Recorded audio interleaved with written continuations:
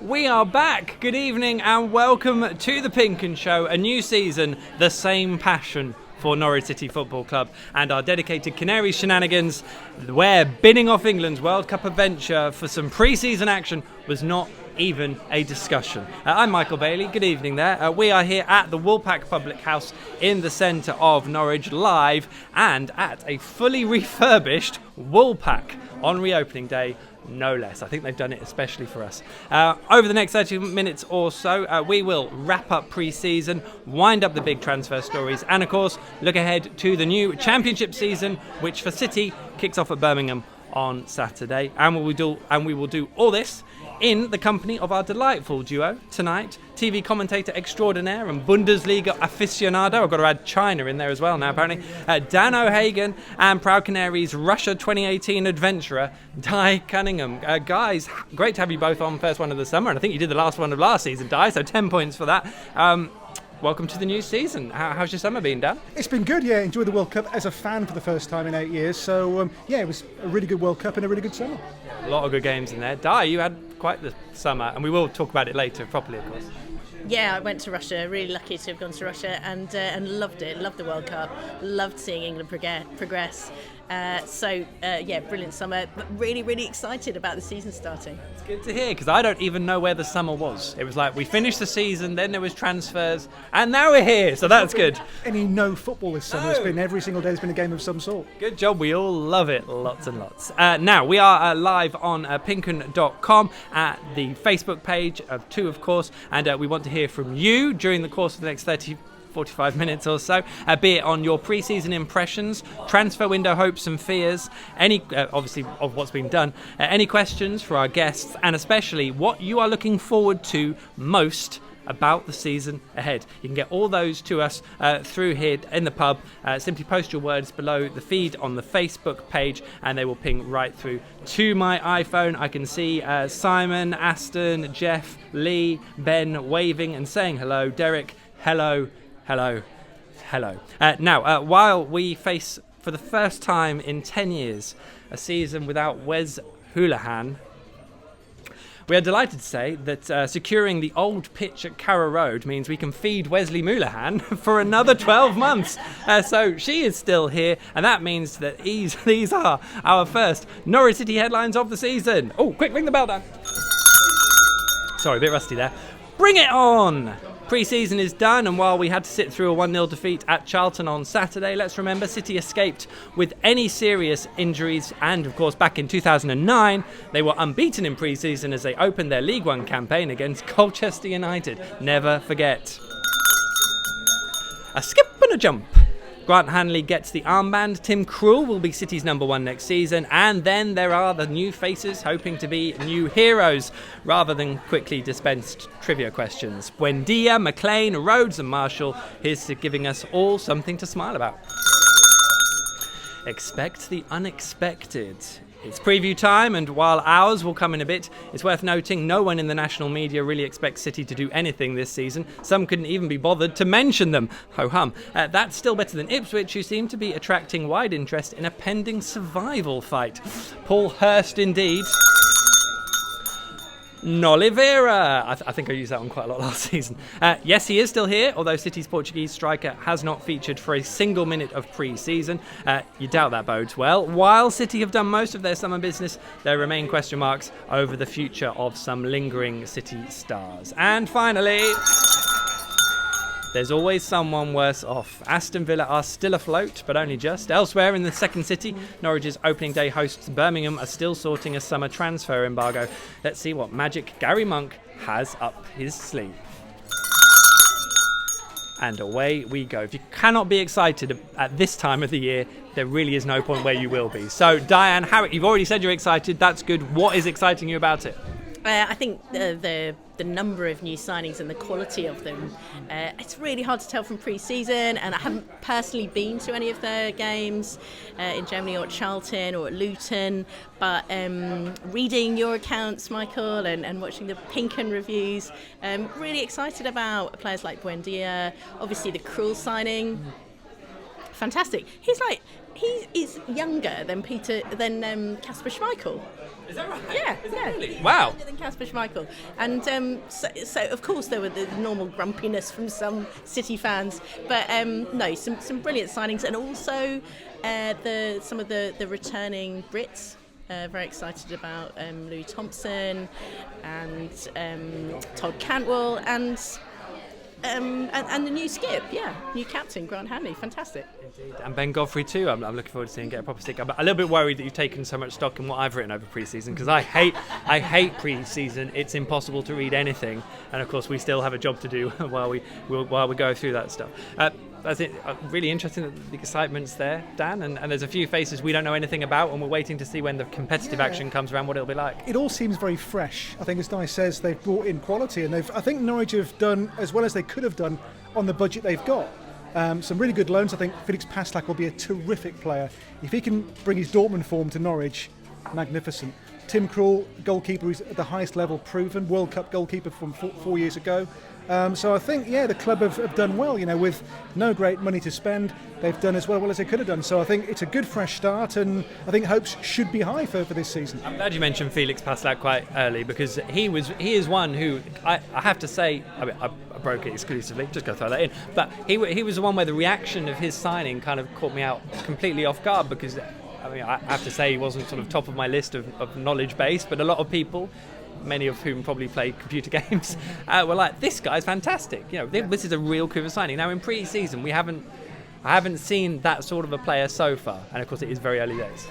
As a player, when he came through to Dortmund's first team 2 years ago, looked fantastic. He then chose the wrong club, or they chose the wrong club for him last year. Went to Hoffenheim, who were playing in the Champions League, then the Europa League. It was too big a step to go to be a first teamer there.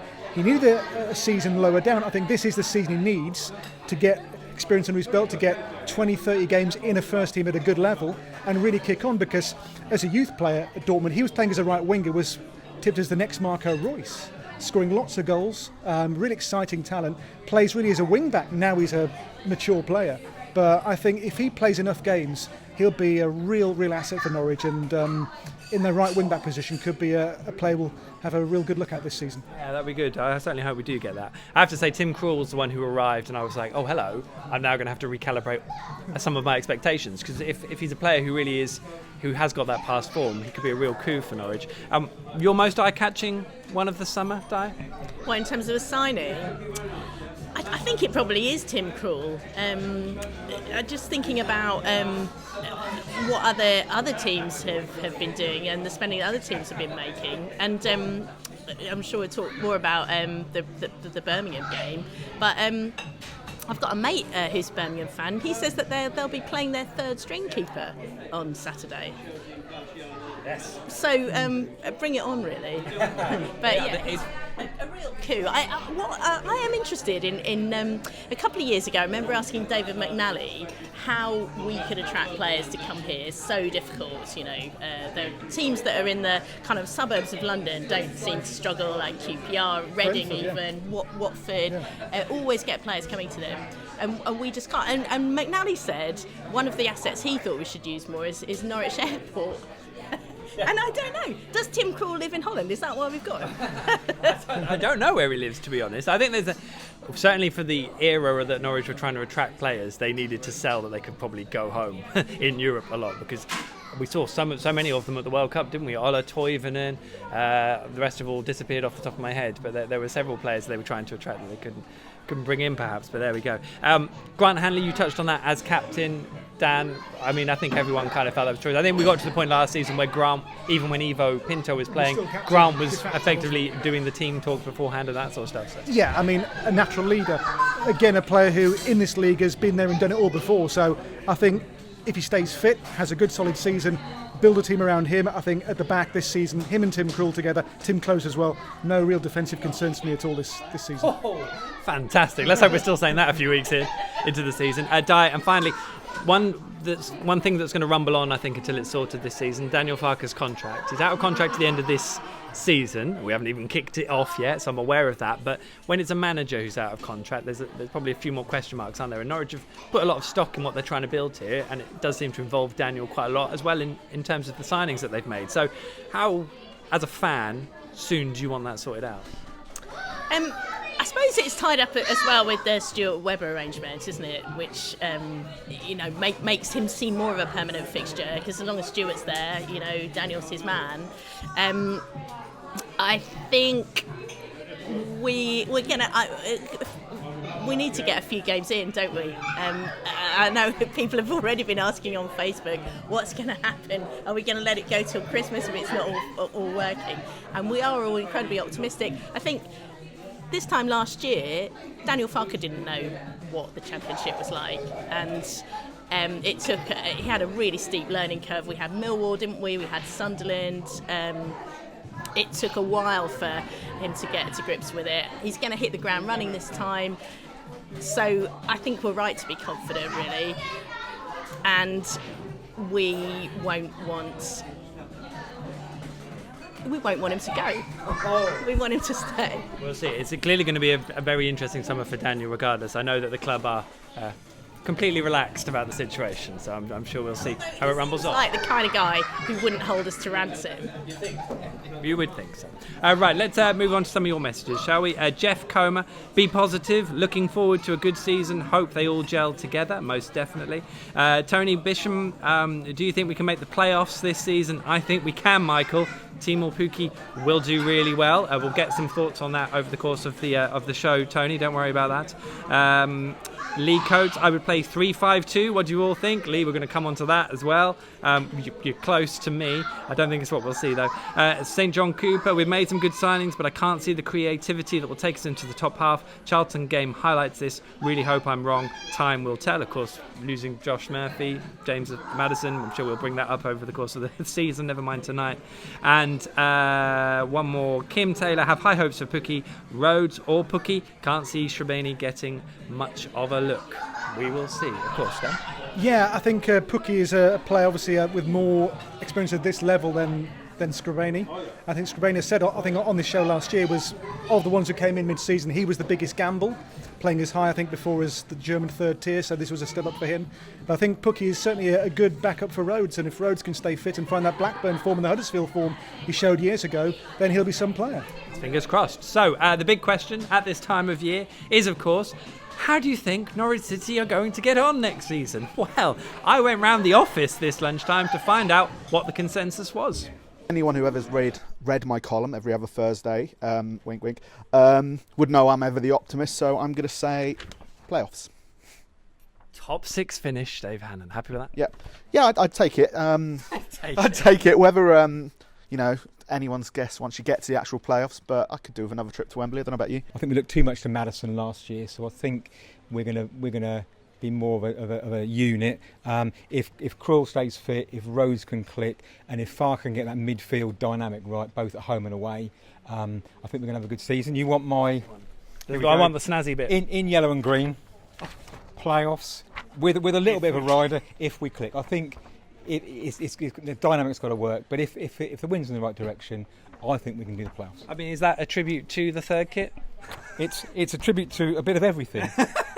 Neil just mentioned the Guardian preview to the Championship, which apparently doesn't even mention Norwich and Ipswich because they're not featuring in anything of note. That'd be the sort of same as you, really, wouldn't it? I'd like to argue against that, but I'm not sure I can. I think it's going to be a battle for the best mid-table place between the two teams, unfortunately. Hey, that kept us busy at the end of last season, so we know how that feels. How exciting that was. Do you want to do the big reveal? Yeah, the big reveal. I think we may have the occasional nibble at the playoffs during the season, but that's going to be as much as it is, and I think we're going to finish 10th. We've got McLean to come in for Maddison. I think he'll do a job there.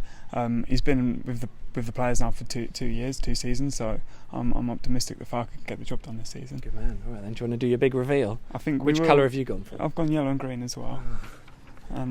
Sixth. Sick. Look at the patterns on that. You could have designed a third kit, yeah? It's not far off, is it? Sixth. And so, are they going to go up for either playoffs? I don't think they will, though. I think they get. See, it's Wembley Heartbreak. Wembley Heartbreak for Jamie. I love that. Good man. Thanks for your time. I think they'll do okay. I mean, I think they've made some reasonably good signings. They've obviously lost their best player in Maddison, arguably their second best player in Murphy, but they brought in some decent people, and I think they'll do okay. So, are we able to accept an improvement on 14th? Is that all right? I think they'll improve on that. Yeah, even though they've lost some of their better players, I think they'll improve on that. Yeah. Should we have the big reveal? Here's Mr. Wide's reveal. Look at that. Yeah, Sixth. Yeah. Sixth. Yeah. That is an improvement, Chris. Yeah. I really think they'll do okay. You never know before the real stuff gets going. 2003, no one expected Nigel Worthington's team to win the title. 2010, nobody expected Paul Lambert's team to go through and get automatic promotion. So you just never know if things Sound click. of Dave getting excited. Maybe. If you think, well, I haven't held up my paper yet, but if things click, then you never know. Go on then. Do the big reveal. 10th. There's quite a few questions around some of the others. I'm not completely convinced by Leitner. I know some fans are. I think he's a lovely player to watch, but does he affect the game enough? Not sure at the moment. So yeah, I think there's a few questions that need to be answered still. Which they will, of course. 46 games. Do you want to give us the big reveal? I've gone. This is Same as exciting. Mr. Freezer. Oh, 10. very artistically drawn. I like that. I'm pleased they've signed Rhodes, if only because he can score goals and it's so desperate. We all know that. I think Krul's a good signing. Fence looks good. Really pleased that Hanley's the skipper, because I think he's a good player. I just think they're a little bit light. No, in places, but top six. No. Okay, let's do the big reveal. He's probably got title on here now. Oh no, 11th. Very similar style to Mr. Armstrong. What, as in the number, or the length, way I've portrait? designed It's just it? portrait. Yeah. I sent it off to Warhol and Warhol Limited to do this for me. Get a couple of grand for that online. Well done, Chris. Sign it. For me, huge season this for Daniel Farke. I think the squad is broadly stronger. There are more options. Daniel has to get the most out of them, and I think over the course of last season he didn't get enough out of them consistently, just a couple of odd good runs. Therefore, I think they'll probably finish 10th, but I've gone one place optimistic because it's the start of the season, and be brave, dream.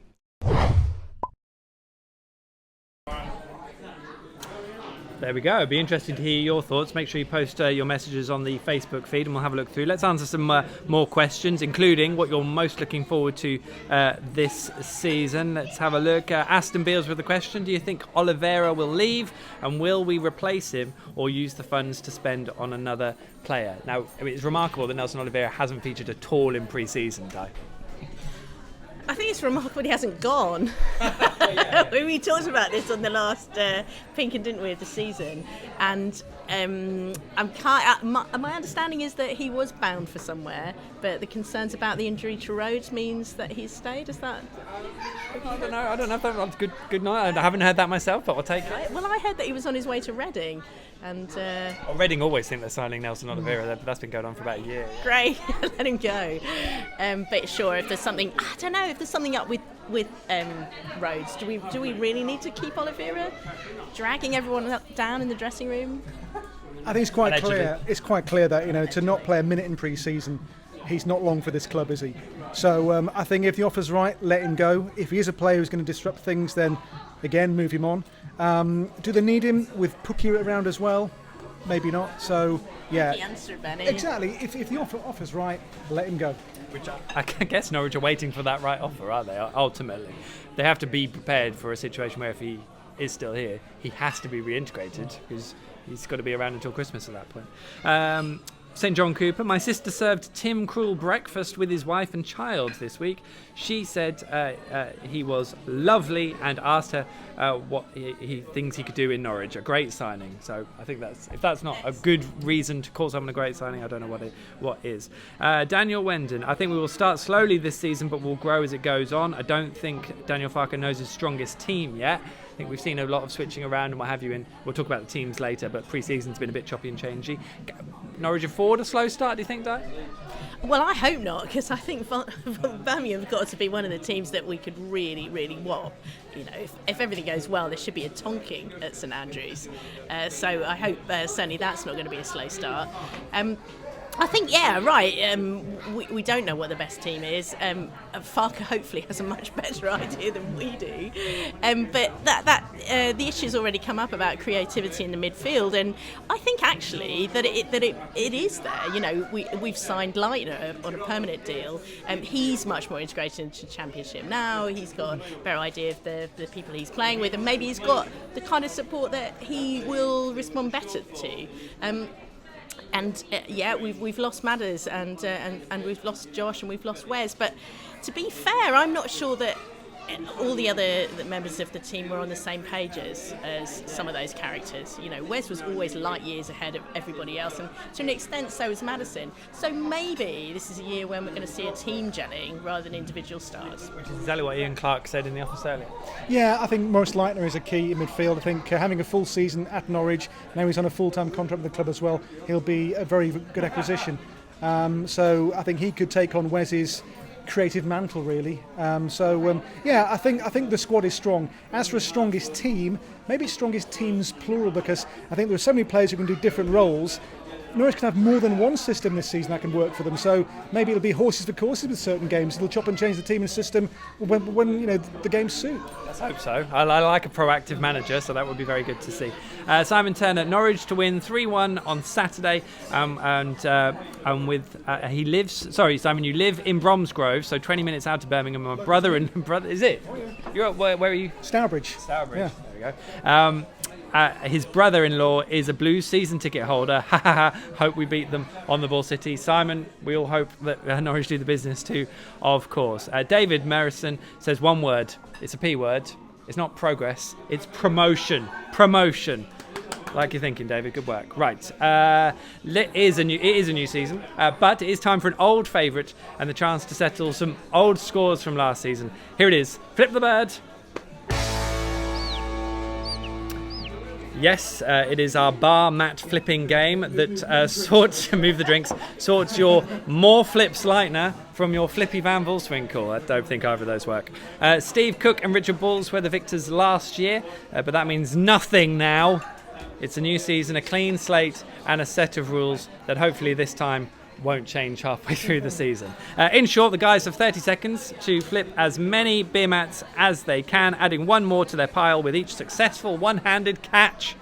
Both scorers will find their way onto our leaderboard, while the winner will get a much prized selfie with Wesley Moulahan. Obs. Look at these two.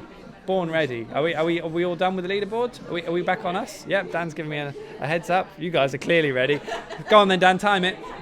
3, 2, 1, go.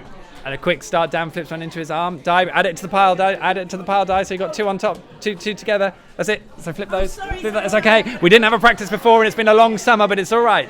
She remains ahead of Dan, who both successful and then add a fourth. Diane is on it. Dan's caught one. He's using an up hand technique. Yeah, no, keep those 4 and just try and do it, and then you get to add 5 when you caught it. Dan's using a sort of an interesting up technique. Can't have those, Dan, I'm afraid. Dies, just let them roll off.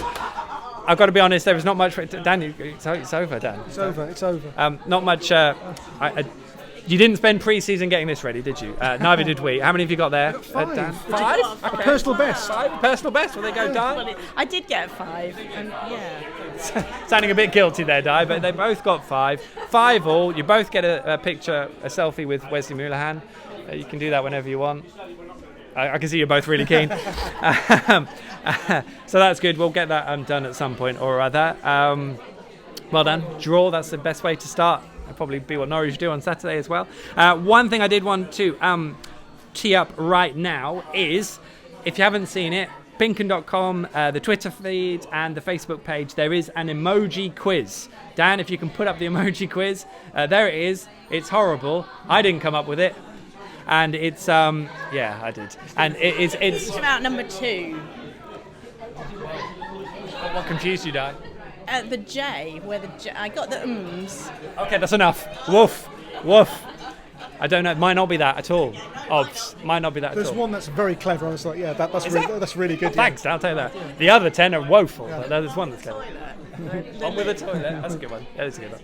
So, great quiz. Fills in some time, of course, between now and the kick-off on Saturday. Should you have any time to fill, we're going to give the answers, have you not got them, on the Facebook page after the press conference on Friday. So about 5 p.m, facebook.com/thepinkunn, I think is the PinkUn Facebook page, and we'll give all the answers away then, assuming, of course, you haven't already got them. Right, after all that excitement, let's have a bit of QT with our guests, shall we? Diane, what a summer you did have at the World Cup in Russia.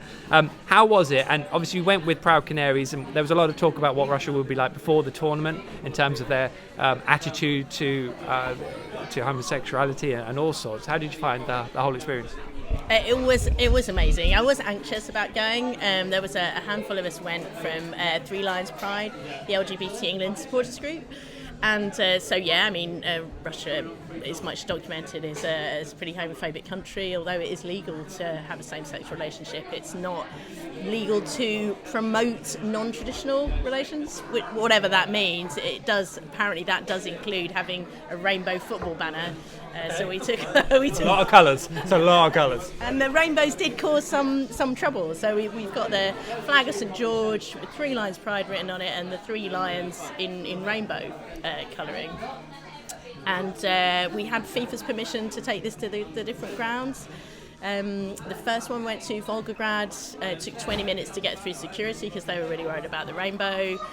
We were sort of held there for a little while with police, and then they phoned up FIFA and we were allowed in. And then at Nizhny we got through security okay, and the stewards took our picture with the banner. But then a supervisor came around and saw the banner and said no, and called me over and said we can't have these colours in the stadium. So that came down, and then FIFA texted them and said it's okay, please can I have the banner back, and it went back up. So there were a few hiccups. On the whole, though, it was a fantastic reaction. Reaction from England fans was just absolutely awesome. We had people coming up and high-fiving and shaking hands and saying, they'd got family who were LGBT, and we had Tango from Sheffield Wednesday came up and said, let me help you put that up, love. Apologies for the accent. We had a Russian fan who came round the stadium and said he'd seen the banner and came up, and we were wearing scarves as well that had rainbows, and he kind of grabbed hold of it. He's like holding the rainbow and he said, is this LGBT? We were like, yeah. And he was just fazed, that these two very compartmentalised parts of his life, being a football fan, a Russian football fan, and being gay, could actually come together. So it was an absolute revelation. We weren't anxious because we had people had our bags, the FSF had our bags, FIFA had our bags, other England fans had our bags. I think there was a real sense that the people in Russia are okay with it, but the problem with the politicians. So it's really interesting, and clearly in that way it sounds like a lot of good work in terms of just visibility. And that sort of message at least should have done a lot of good work on the ground. So well done, that's brilliant, because you took a punt and other people took a punt on that. Great fun. I mean, how brilliant to be out in a country I never thought I'd go to, supporting my team who performed They did well. They did okay. What was your highlight of the World Cup that you got to see? I mean, did you get to all the England games? Or? Colombia and the penalties was just amazing. I was really happy to watch it. Lots of people turned away, but that was really quite extraordinary. And being the underdogs, the noise from the Colombia, we were so outnumbered. I don't remember that happening at major tournaments very often at all, so I thought that was really interesting. Obviously not as good as Shaq Charlton back at the Railway Tavern in Durham, but we'll talk about that another day. Dan, I did see a post the other day saying you were helping a Premier League club scout a player in the Bundesliga for however many millions. I got a call from someone, about a player. I can't say who it is or what the club is, but people do ring me now and again. I do know a bit about the odd player in Germany, so maybe Mr. Weber can give me a call. I don't know, but yeah. So I know Stuart watches. What's the space?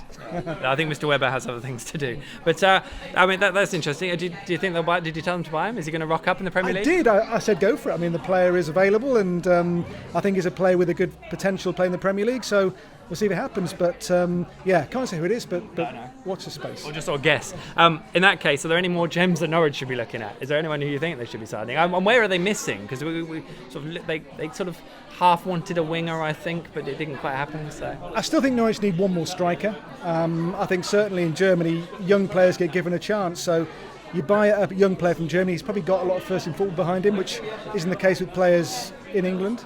So I'm sure Norwich, with Weber and Farke, they have all bases covered in terms of scouting, but I just think they need one more striker to kind of back up Rhodes and Pukki. I don't think Scribani is up to this level, sadly.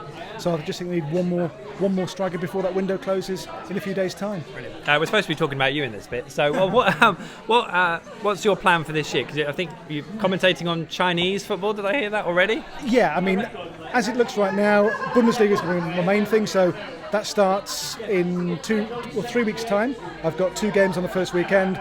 That's my weekends. Then midweeks, Europa League, Champions League, bit of EFL. Bit of EFL for the new show on Quest TV as well. So yeah, there's a lot of stuff coming up. Yeah, so it's on Quest TV, not Channel 5 this year? Correct. It's on Quest. 9 p.m. Saturday is the first show. So that's where the Norwich Girls will be first this year. And I guess now Paul Lambert's back out of work, you'll be maybe hooking up with him in the Bundesliga for some TV work? I hope so. He was great with us until he got the Stoke job last year. So hopefully he'll come back to us. I'm not sure yet, but nice guy, good guy. Obviously with Norwich, amazing his time here, and yeah, hopefully he'll be back in a job soon. But in the meantime, come work with us on the Bundesliga. Or on the PinkUn show, Paul. We'd love to have you on the PinkUn show. That'd be a good one. Brilliant stuff. Well done, guys. Top effort. Now, we were going to have a quick chat with Ian, the landlord, because they've done a cracking job here at the Woolpack. I don't know where Ian is. Oh, there he is. We'll see if well, that's not going to be very exciting to me watching him beckon it over, but he's done a very good job on the pub, and it smells of nice, fresh paint. Yeah, it's beautiful. Very nice. And the Coke's lovely, so there we go. Well done, Ian. Come to the Woolpack, it is open. I haven't been paid to stay in it, by the way, but they haven't kicked us out, so that's a bonus. But hopefully we'll be out and about. I don't know which camera I'm looking at, by the way, but hopefully we will be out and about over the course of the season at different pubs. If you want to suggest a pub, then let us know, and we can come to your local. As long as you're there, we'll see you there, and as long as we get a signal, because that's everything we like to have. Anyway, 2 key points. I've got a Norwich City notice board this evening. You'll be delighted to know. 2 points. Open in Norwich are hosting a live event with Paul McVeigh and Darren Huckabee. That is at 11 a.m. on Saturday week, so it's ahead of the first home game against West Bromwich Albion. Tickets for the Canary Club, as it's called, are available on Open's website, so check that out. Likewise, on the following Thursday, the excellent Norwich City Fans Social Club have a cracking night on the following Thursday, that is, with a live forum led by my old mustard cohort Darren Eady, alongside City's Managing Director Steve Stone and Sporting Director Stuart Webber. That one at Carrow Road is just £3 on the door for adults and £1 for under 16s. One not to miss, most definitely. Get my breath back. Everyone's all right. Good. Hope you're all right. Keep your questions coming in. We'll get back to those in a second. For the time being, though, let's focus on the championship season ahead. No table, obviously. Publishing one on alphabetical order alone is even a step too far for us. Instead, here are the opening fixtures, and it all kicks off on Friday night with Frank Lampard's first game as a manager. Derby will be a very interesting follow this season. Come Saturday, 9 fixtures include Norwich's Bow at St Andrews, Paul Warne's Rotherham head to Griffin Park, while Paul Hurst's first competitive game as Ipswich boss is a visit from newly promoted Blackburn. West Brom welcome Bolton before heading to Carrow Road next weekend, while Bramall Lane hosts the late kick-off. Monday night looks tasty for Marcelo Bielsa at Leeds and Gary Rowett as they start life at Leeds and Stoke respectively, ahead of the Steve Bruce derby at Hull. 4 teams then get to make a quick early impression for some reason, while a decent doubleheader a decent doubleheader on Tuesday night. Then all 24 teams return to action next weekend. I did print off all the fixtures, but they're not here. But in terms of in the Championship, there are some quite tasty tales, I think, in terms of following what other teams are going to do. Middlesbrough, Ipswich themselves, some big changes around. Yeah, I'm really interested in Leeds. You mentioned Marco Bielsa. I mean, what an amazing appointment. It should be. He's got to be. He must be the most accomplished manager in the Championship. If anyone said to me 5 years ago that Marcelo Bielsa would manage in the Championship, I would have said never in a million years. If it works for him at Leeds, they will do really well. But he's known as El Loco, the madman. So it could all go crazy. It could all go wrong very quickly. But I think he's spent pretty well. He's bought good players who know this division, like Barry Douglas from Wolves. He's bought Patrick Bamford, though. So. I must admit, that did undo a lot of my voting, but still. But I think Leeds will be one to watch. I think Derby too with Frank Lampard is an interesting one. Stoke will be very strong. I think Forest as well with Aitor Karanka's first full season. He's done well in the transfer market too. So it'll be a very, very tight division. And those clubs there show how hard a job it's going to be for Norwich to be in that top 6, because there's some good teams, good managers, good players there this year. We do spend a lot of time talking about what Norwich have done and how we rate it, but then you look across the division and you do have to, obviously that's what they're going to be up against. Forest seem to be looking at what Wolves did last year and going, right, we'll have some of that. And they've got a very good manager who will have them very, very solid next season. 3 strong clubs who have come up as well in terms of Blackburn, Wigan, and, well, Rotherham. But, Paul Warren, so we're going to call them strong. Paul Warren, Norwich Boy. And, of course, the 3 clubs that came down. It'll be really interesting. Kind of forgotten the other day that Swansea have actually come down to the Championship. West Brom, I mean, they've done some decent recruitment, but big job for Darren Moore having not managed anywhere. And they've got no money, have they? And have they made any great signings? I don't know, there's a few that seem to, in terms of who they were, but maybe not a lot of outlet. Yeah, I am not confident really about West Brom. And as I say, Rotherham, we've got a soft spot for Paul, but it doesn't look good. I think in a way, West Brom could carry on going down, couldn't they? Follow the Sunderland model. Yeah, I think of the 3 who came down, I think Swansea and Stoke will be pretty strong. I think Swansea with Graham Potter will be interesting, given how well he did in Sweden, with no money at all, to go to a club who've got some money. We'll see how they go. But a lot of teams in there who can be there or thereabouts, but it's always a tight division, this, so hang on to your hats. And indeed, we don't know what we'll get from Hull and Aston Villa. Basket case financially, they've still got hold of Grealish at the moment. We'll see what happens there with the rest of the team. I think they could, obviously really, really struggle to survive. You just don't know, do you? Ipswich, we've got to touch on. Paul Hurst, new era. Thanks, Dan. We've been waiting to do that for a few months. Fascinating this. I was at Shrewsbury, the playoff final. Paul Hurst, a very good manager, really likeable guy, did a brilliant job at Shrewsbury. Don't think he's necessarily the open, expansive manager consistently that Ipswich fans may hope they're seeing. Likewise, nationally, people are like, you've lost Mick McCarthy, you're going to really struggle. You've lost some really good players, and they might yet lose Martin Waghorn. So it seems to be either Paul Hurst's going to get them going, or they're going to have a real battle on their hands. It'll be tough. I think Ipswich, we know there's no money there for players. They've had now 5-10 years of stagnation, really since Joe Royle left the club. There's been no real upward progress, so it'll be very tough. You look at the teams who spent money in this division this year, they'll be way off the pace. Will they go down?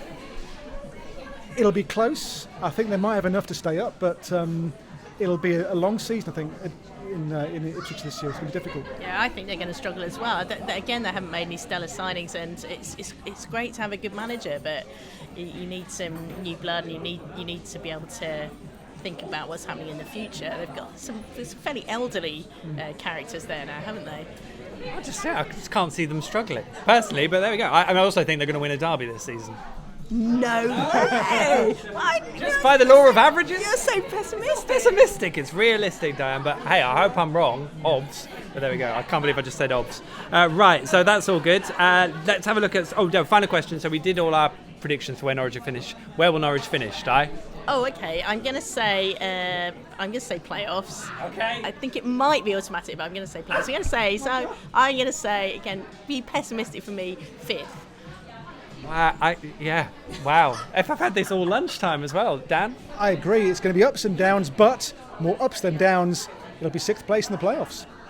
I'm just literally cut adrift from reality. Good. I'm glad everyone's. Don't get me wrong. I'm glad everyone's so positive. More of that. Right. What else have we got here? Terry Jones. Lots to mention of the new signings, indeed. But lots of mentions of the new signings. But if he stays fit, Louis Thompson will have a big influence in the side. Completely agree. For me, really like what I'm seeing from Louis. It's so good to see him back after 2 horrendous injuries, so that's brilliant. Lee Clark, not Charles Lee Clark, I'm sorry, F1 joke. We will finish 5th, says Lee, so he's confident, agrees with you, Di. Wendy Little, I think we have a great team. It's going to be a good season. Lee Clark wants to swap Nelson Oliveira for Matej Vydra. We haven't mentioned Matej Vydra speculation. That's because Leeds were going to pay 11 million quid for him and they couldn't agree personal terms. Matej Vydra is not coming to Norwich City this window. That's all I'm going to say on the matter. Jonathan Woods, who do you think is our strongest centre-back to play alongside Hanley? Tim Closer. Tim. Easily. Every now and then I do lose confidence in Tim, and he did brilliantly at Stamford Bridge and he did brilliantly here against Ipswich, but sometimes he's not always there, he's not always on the ball. We know that Ben Godfrey can play centre half as Quite well. a revelation for me that as well, because I was convinced it'd be central holding midfield for him, but once he got that vote of confidence, he really seemed to sort of grow into what he could possibly do there. So I might even start with him on Saturday, but you'll get to see that in a moment. What else have we got? Let's get some of these messages too. Eva Seca and Norwich City need to be quicker out of the blocks rather than quicker out from the back rather than the laboured football from last season. And let's have a look. Daniel Wendon. I think we've made some good signings so far. Feel we're set up nicely until January, where I think we will have funds to strengthen if we are pushing for the playoffs, and if probably they can get rid of Nelson Oliveira too. Lisa Jack, will Tim Krul have a better debut than Michael Theoklitos? And if so, barring hiccups, what will be the biggest goals against in one game? Well, hopefully not 7. There's no way of having a worse debut than Michael Theoklitos, so there we go. We're going to move on quickly from that. St John Cooper says 12th for Norwich next season. Like that. Simon Turner, I think it would be really cool to get a new Norwich player that can put the ball in the net like in the 90s. Chris Sutton, what a player, what a man. Right, as we know, of course, it is a trip to Birmingham on Saturday, and as ever with the opening game of the season, the big question, other than the other one, of course, is what team would you name? What team would you name? What team would I name? I had a go at that earlier in the week. So Norwich City start their EFL Championship season at Birmingham on Saturday. All very exciting, and of course the big question being asked is, who would you play as your starting 11? Who will Daniel play? Well, if you've got one, let us know, PinkUn.com, tell us your starting 11. I thought I'd give you mine. So here it is. Norwich City starting 11 for Birmingham away on Saturday. Let's start with the goalkeeper, Remy Matthews. Tim Krul, of course, number 1, no doubts. Sorted, fine, I think we're happy with that, and that will be the case for, of course, all season. Now, this is my 11. This probably isn't what Daniel's going to play, and you'll realise that from the formation I'm going to play, which is a 3-4-3. Therefore, my centre-backs are Grant Hanley, Ben Godfrey. Very good in pre-season, deserves a little nudge now, I think. Tim Closer, simples. Wing backs, Ben Marshall out on the right. I don't really want to see Ben Marshall as a right back immediately off the bat because he hasn't properly been tested as a full back in the Championship, so let's bed him in at wing back. Greater chance of more offering more going forward too. Left wing back. Okay, James Husband. Now, I know he hasn't necessarily been great all the time in pre-season, but first game of the season, away from home, solid citizen, knows the Championship. As a 5, he will be absolutely fine. Let's stick him in there. Now again, away from home, Birmingham, midfield. I don't really want to see 1, I want to see 2. Therefore, Louis Thompson, revelation this pre-season, deserves a start from his performances. Homegrown player too, loads of energy, get him covering in there, but not on his own. For me, Kenny McLean alongside. Big call because Maurice Leitner isn't in this 11. Likewise, that's pretty harsh on Tom Tybalt, who I do like a lot. I just think Kenny's offered more in pre-season, admittedly not in that role, but it's my 11, and I'm not a football coach. 3 up top, let's have a go.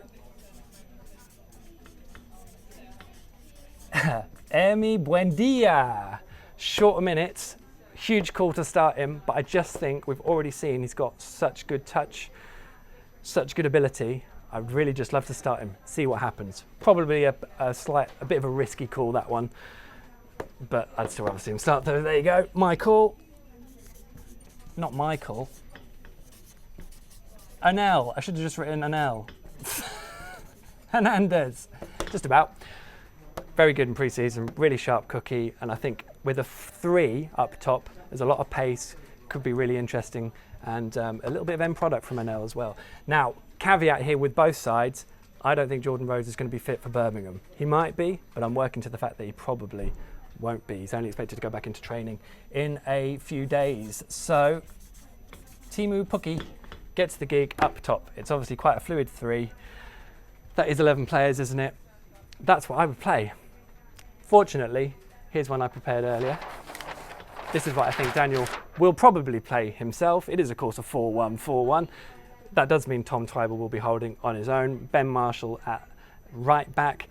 No Jamal Lewis fit. And I think James Husband possibly played him out of a start at Charlton. So I think it'll be Marco Stiefermann back at left back, where he does seem to play a lot. Kenny McLean, Pukki, expect him to be up and supporting. McLean will tuck inside. I'm getting really tactical now. Maurice Leitner will start because he's signed and is a number 10, and I think he's going to get a proper go. And of course, without Jordan, Dennis Shrabini will start and lead the line up top. You can mock me for all this, of course, come 3 o'clock on Saturday. We'll have all your build-up covered ahead of the game at birminghampinkun.com, the place to be. And as I said at the very start, get your 11s into us and we will have a little look at those, and you'll probably talk a lot more sense than I ever will. Final mention, thanks to Dave Freezer for letting me corrupt his transfer board.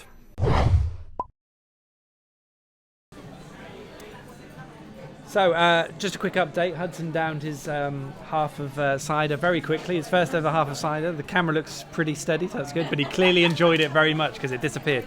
Right, so we're going to get our guests' 11s out, as we like to do, see who these guys would pick. That was, of course, my 11 that you've just watched, and also my prediction of what Daniel will do. Who should we go first, Dan? Dies first. So let's have a look at your 11, Di, if I can make my thing work. So yeah, Tim, there is your 11. Okay. Yes. So I mean, obviously it's unseen. I haven't been to any of the pre-season games. I really like the sound of Campwell at Charlton. So hoping either he gets on as a sub or starts. And I think everything else is fairly obvious, isn't it? Rhodes, if he's not injured, otherwise Pukki.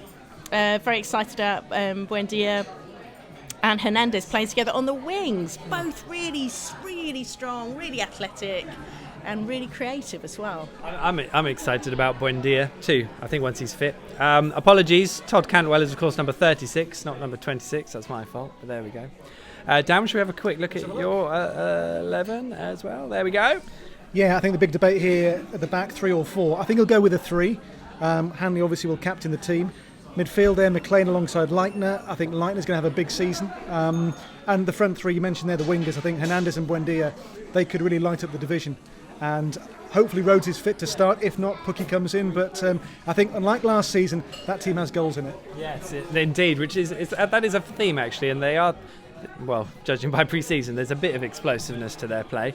So we see more of that and get the keeper working, although they didn't really do that against Charlton. I did say in my video I didn't think Jordan Rhodes will be fit.